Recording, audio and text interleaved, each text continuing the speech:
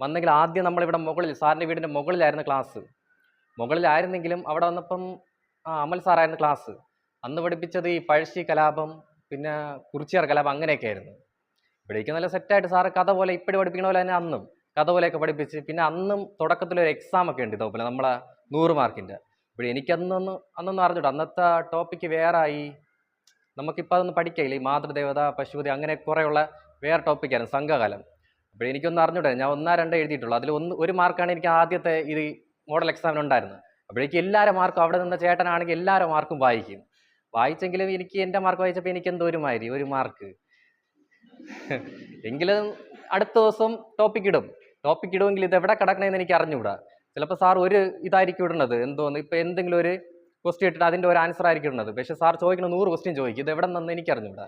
എങ്കിലും പിന്നെയും റാങ്ക് ഫെയിലൊക്കെ കണ്ടുപിടിച്ച് പഠിച്ച്